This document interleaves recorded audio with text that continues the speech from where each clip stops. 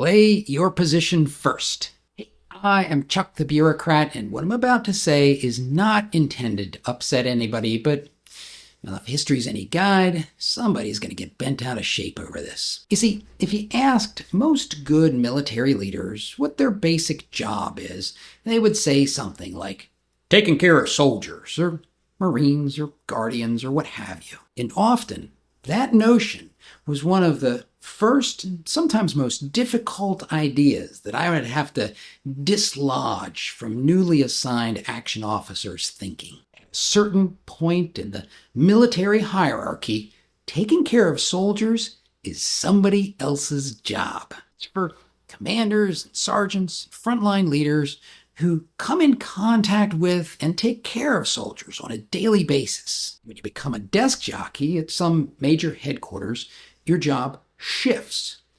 You are now taking care of those commanders and sergeants whose job it is to take care of soldiers. That means that you are now responsible for getting the resources that those leaders need. You're supposed to be getting them the tools and equipment that make it possible for them to accomplish their mission.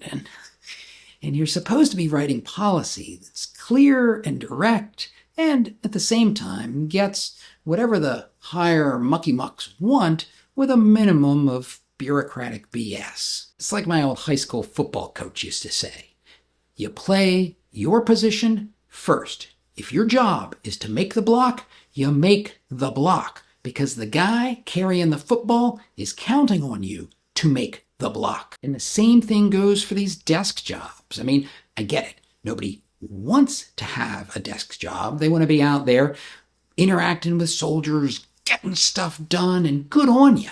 But I'm telling you, somebody needs to be doing that desk job.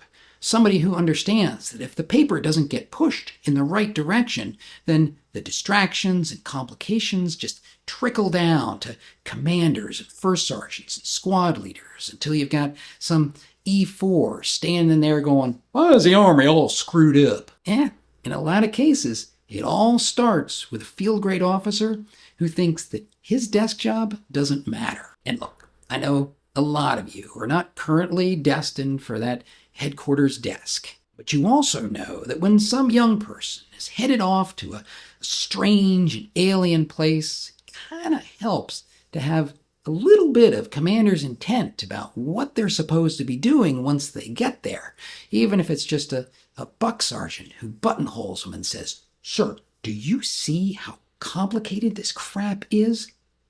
What's with that? Help those who are climbing the ladder of career success to put the jobs they're going to have to do into the right perspective. We need them at that desk to do the things that commanders and sergeants can't and really, frankly, shouldn't have to do for themselves. And if you want to see an example of how a long, long time ago a sergeant helped reframe my understanding of leadership by teaching me the power of food, particularly in a military setting, watch this video.